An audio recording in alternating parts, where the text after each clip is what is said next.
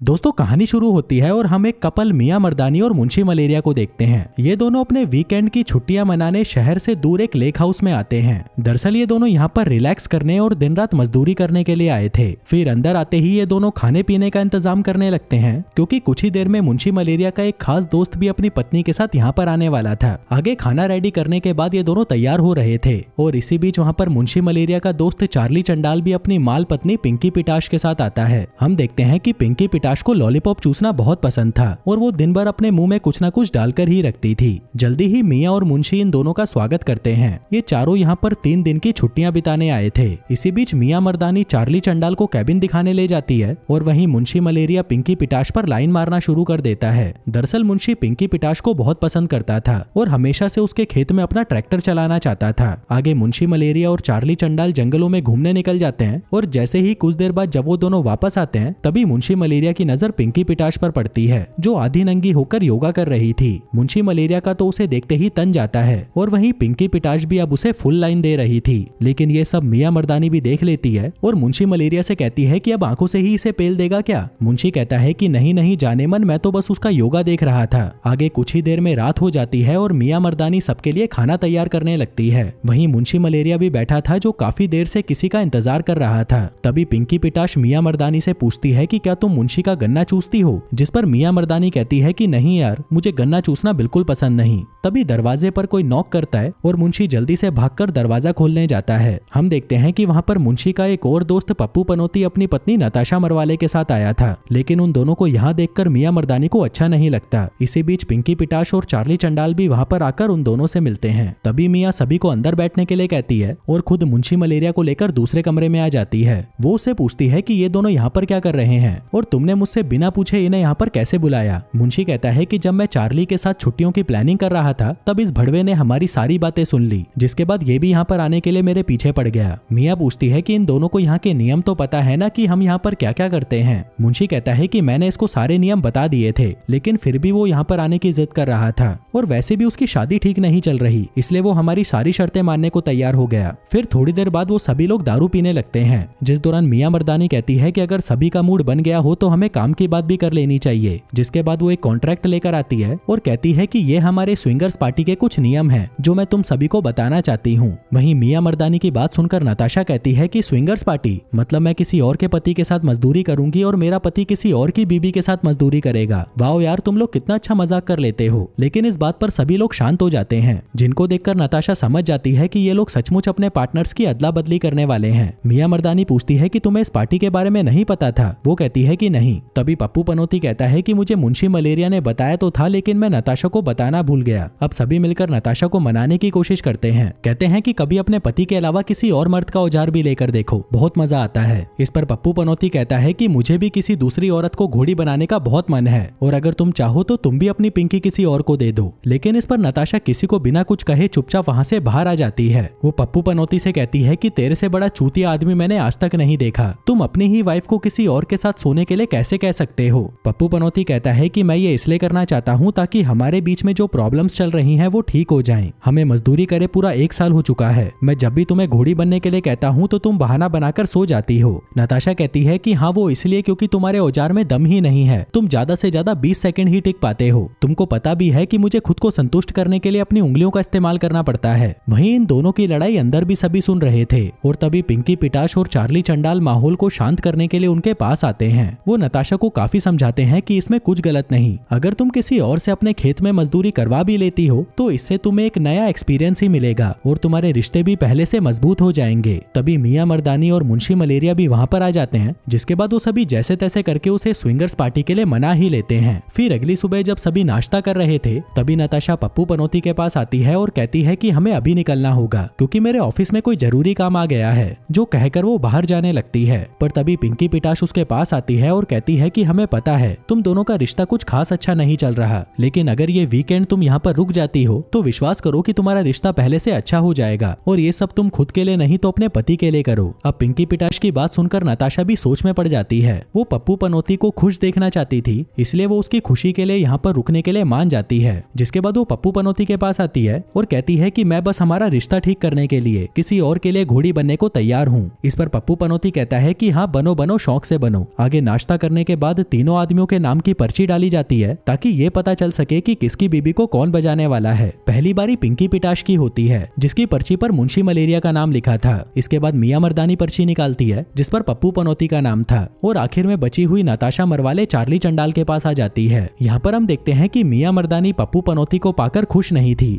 क्योंकि वो चार्ली चंडाल के साथ मजे करना चाहती थी। दरअसल उस काले अफ्रीकन का औजार 8 इंच का था और मियां मर्दानी हमेशा से 8 इंच के औजार के साथ खेलना चाहती थी, लेकिन अब वो बेचारी क्या ही कर सकती थी क्योंकि अब तो उसे इस ढीले पप्पू से ही काम चलाना पड़ेगा। इसके बाद जब पप्पू पनौती मियां मर्दानी के साथ रनिंग कर रहा था तभी बीच रास्ते में ही वो थक कर बैठ जाता है। मियां मर्दानी उसे कहती है कि अगर तुम 5 मिनट भी भाग नहीं सकते तो रात को 1 घंटे तक मुझे संतुष्ट कैसे करोगे। इस पर पप्पू पनौती कहता है कि भले ही मैं कितना भी कमजोर हूँ लेकिन मेरे हथियार में इतनी ताकत है कि वो तुम्हारी चीखें निकाल सकता है। इस पर मियां मर्दानी कहती है कि वो तो रात को ही पता चलेगा कि तुम में कितनी ताकत है। वहीं दूसरी तरफ मुंशी मलेरिया और पिंकी पिटाश बोटिंग कर रहे थे पर तभी अचानक पिंकी पिटाश मुंशी मलेरिया के पास आती है और उसका औजार बाहर निकालकर उसे जोर जोर से हिलाने लगती है। कहती है कि मुझे गन्ना चूसने का बहुत मन कर रहा है, जिस पर मुंशी कहता है कि रात को मैं तुम्हें अपने गन्ने के जूस का बड़ा वाला गिलास पिलाऊंगा। उधर नताशा और चार्ली चंडाल भी साथ में थे। तभी नताशा उसे कहती है कि तुम मम्मी की कसम खाकर बोलो कि तुम्हारा 8 इंच का है। चार्ली चंडाल कहता है कि मैं अफ्रीका से हूँ और हमारा छोटे से छोटा साइज भी 8 इंच का ही होता है। जिस पर नताशा कहती है कि मेरे पति की तो सिर्फ 2 इंच की है, वो अंदर जाती है तो पता ही नहीं चलता कि अंदर कुछ गया भी है। चार्ली चंडाल कहता है कि फिर तो तुम्हें आज रात को बहुत मजा आने वाला है क्योंकि आज रात तुम पहली बार किसी एनाकोंडा को देखोगी। जो सुनकर नताशा थोड़ी सी घबरा जाती है और उठकर वहां से चली जाती है। इसके बाद सभी लड़कियां मिलकर घोड़ी बनने की प्रैक्टिस करने लगती हैं ताकि वो अपने अपने पार्टनर्स को फुल मजे दे सकें। वहीं दूसरी तरफ तीनों आदमी आपस में शर्त लगा रहे थे कि कौन ज्यादा समय तक टिकेगा और जो आखिर तक टिका रहेगा उसे $100 मिलेंगे। तभी पप्पू पनौती कहता है कि ये शर्त तो मैं ही जीतूंगा। फिर रात होते ही सभी लोग पार्टी के लिए तैयार हो जाते हैं। इसी दौरान मियां मर्दानी वहां पर आकर सबको पार्टी के नियम बताती है।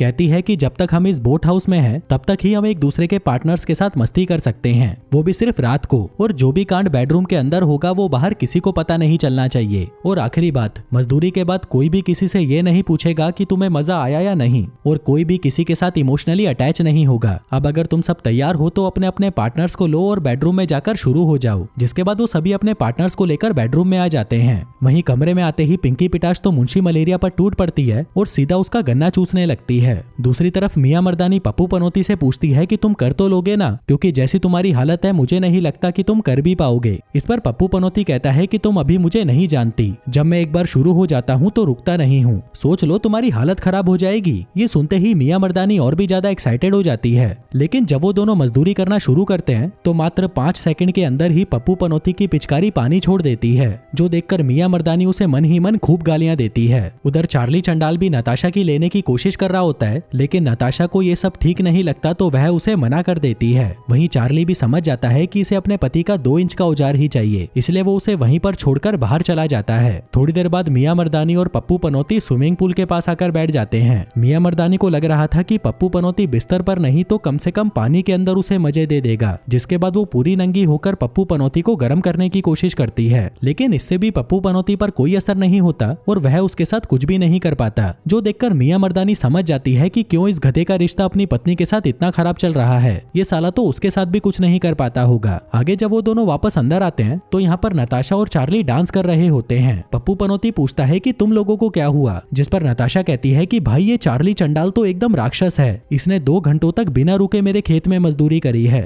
जो सुनकर पप्पू पनौती की घिन जलने लगती है। नताशा उसे कहती है कि इतना मजा तो मुझे अपनी जिंदगी में कभी नहीं मिला। जिसके बाद वो एक और राउंड लेने के लिए उसके साथ बेडरूम में चली जाती है। फिर अगली सुबह मुंशी मलेरिया मजे करके वापस जब अपनी पत्नी के पास आता है तो वो देखता है कि मियां मर्दानी उदास लेटी हुई थी, क्योंकि कल रात को पप्पू पनौती उसके साथ कुछ कर नहीं पाया और उसका पूरा वीकेंड भी खराब हो गया। आगे पिंकी पिटाश और पप्पू पनौती टेनिस खेलने लगते हैं, जबकि मुंशी मलेरिया वहां पर बैठा उन्हें देख रहा था। दूसरी तरफ नताशा और चार्ली चंडाल भी बोटिंग करने जा रहे थे, जबकि मियां मर्दानी को उन्हें देखकर जलन हो रही थी। दरअसल वो चार्ली चंडाल से अपनी पिंकी पिटवाना चाहती थी, लेकिन इस बेचारी का नसीब देखो, इसे मिला तो वो ढीला ढक्कन पप्पू पनौती। वहीं खेलने के बाद वो तीनों पास वाले जंगल में टहलने चले जाते हैं। इसी बीच मुंशी मलेरिया पप्पू पनौती को एक जंगली पक्षी दिखाने लगता है, पर तभी एक जहरीला मच्छर उसके माथे पर काट लेता है। उधर मियां मर्दानी बहुत ज्यादा परेशान हो चुकी थी, क्योंकि कल रात उसे अंदर लेने के लिए हथियार जो नहीं मिला था, जो बात उसे खाए जा रही थी, तो वह गुस्से में अपने मेकअप का सारा सामान कचरे में फेंक देती है। उधर मुंशी मलेरिया पिंकी पिटाश को अकेला पाकर उसके पास आता है और उसे पूछता है कि क्या तुम एक राउंड यहाँ पर करना चाहोगी। लेकिन पिंकी पिटाश उसे कहती है कि ये हमारे रूल्स में नहीं है, हम बस रात को ही ये सब कर सकते हैं, वो भी अपने कमरे में। पर क्योंकि कल रात मुझे तुम्हारा गन्ना चूसने में बहुत मजा आया तो तुम मेरा एक राउंड यहाँ पर ले सकते हो। जिसके बाद वो दोनों वहीं पर ही शुरू हो जाते हैं। फिर थोड़ी देर बाद वो सभी एक साथ डिनर करते हैं और अपने अपने कमरे में चले जाते हैं। यहाँ पप्पू पनौती और नताशा मरवाले साथ में थे, जहाँ कुछ देर तक इधर उधर की बातें करने के बाद पप्पू पनौती उससे पूछता है कि क्या कल रात को चार्ली चंडाल ने तुम्हें संतुष्ट किया। इस पर नताशा कहती है कि हाँ यार, कल रात को तो मुझे बहुत मजा आया था और ऐसा मजा मुझे कभी नहीं मिला। जो सुनते ही पप्पू पनौती की फटना शुरू हो जाती है, क्योंकि अब उसे डर लग रहा था कि कहीं नताशा मरवाले उसे छोड़कर चार्ली चंडाल के पीछे ना चली जाए। हम देखते हैं कि आज रात को ये लोग स्विंगर्स वाली पार्टी नहीं करते, क्योंकि कल रात वाले मजाक से मियां मर्दानी बहुत गुस्से में थी। ऊपर से जहरीले मच्छर के काटने के बाद मुंशी मलेरिया की तबीयत भी थोड़ी सी खराब हो गई थी। फिर अगली सुबह जब मुंशी मलेरिया कॉफी पी रहा था, तभी चार्ली चंडाल उसे अपने पास बुलाता है। दरअसल चार्ली एक नया बिजनेस खोल रहा था, जिसमें वो चाहता था कि मुंशी मलेरिया भी इसमें अपना पैसा इन्वेस्ट करे, क्योंकि मुंशी मलेरिया के पास उसके बाप का बहुत पैसा था। वो मुंशी मलेरिया को अपने बिजनेस के बारे में बताने लगता है, पर उसे ये बिजनेस बिल्कुल भी पसंद नहीं आता। उधर दूसरी तरफ मियां मर्दानी और पिंकी पिटाश रनिंग करके वापस आती हैं। तभी पिंकी पिटाश मियां से कहती है कि जब भी मैं तुम्हारे साथ होती हूँ तो मुझे बहुत अच्छा लगता है, मुझे ऐसा लगता है कि मैं तुमसे प्यार करने लगी हूँ और मैं तुम्हारी गुफा से अपनी गुफा को रगड़ना चाहती हूँ। वहीं उसकी बातें सुनकर मियां मर्दानी भी एक्साइटेड होने लगती है, जिसके बाद वो दोनों वहीं पर एक दूसरे को चूसना शुरू कर देती हैं। पर तभी मियां मर्दानी पीछे हट जाती है और कहती है कि मुझे मजा नहीं आ रहा, जो कहकर वो अंदर चली जाती है। अब क्योंकि मियां ने पिंकी पिटाश की बेइज्जती कर दी थी तो वह बहुत गुस्सा हो जाती है और अंदर जाकर चार्ली चंडाल को सारी बात बताती है। तभी चार्ली भी उसे बताता है कि मुंशी मलेरिया ने पैसे देने से मना कर दिया, साला हम जो काम यहाँ पर करने आए थे वो हुआ ही नहीं। पिंकी पिटाश कहती है कि शायद अब हमें यहाँ से चलना चाहिए, क्योंकि ये लोग हमारे किसी काम के नहीं हैं। उधर मुंशी मलेरिया भी उनकी सारी बातें सुन लेता है, जिससे उसे पता चल जाता है कि ये दोनों मतलबी लोग यहाँ पर अपना मतलब निकालने आए थे। वहीं पिंकी पिटाश भी मियां मर्दानी के करीब इसलिए आना चाहती थी ताकि जरूरत पड़ने पर वो उससे पैसे ऐड सके।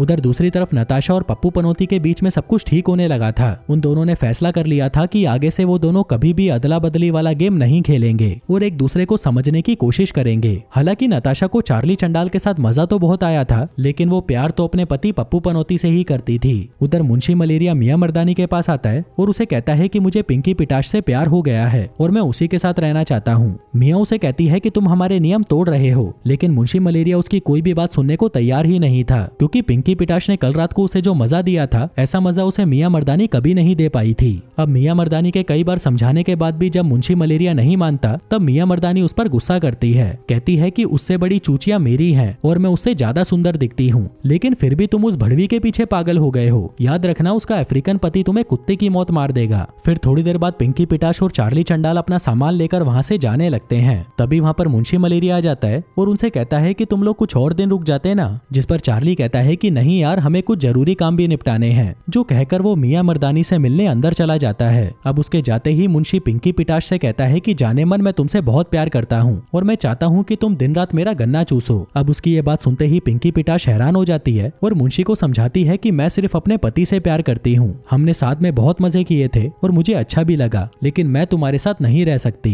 जो सुनकर मुंशी मलेरिया का दिमाग खराब हो जाता है, क्योंकि वो मियां मर्दानी को तो छोड़ ही चुका था और अब पिंकी पिटाश भी उसके साथ रहने से मना कर रही थी। इसी बीच चार्ली चंडाल भी मियां मर्दानी से मिलकर वापस आ जाता है और पिंकी पिटाश के साथ वहाँ से चला जाता है, जिसके थोड़ी देर बाद नताशा और पप्पू पनौती भी वहाँ से चले जाते हैं। कहानी के अंत में सिर्फ मियां मर्दानी और मुंशी मलेरिया ही उस घर में बचे थे, लेकिन अब उनके रिश्ते पहले जैसे नहीं थे, उनमें कड़वाहट आ चुकी थी। जो खेल इन्होंने अपने रिश्तों को सुधारने के लिए शुरू किया था, उसी खेल की वजह से इन दोनों का रिश्ता बर्बाद हो चुका था। और दोस्तों, इसी के साथ ही ये कहानी यहीं खत्म हो जाती है। धन्यवाद।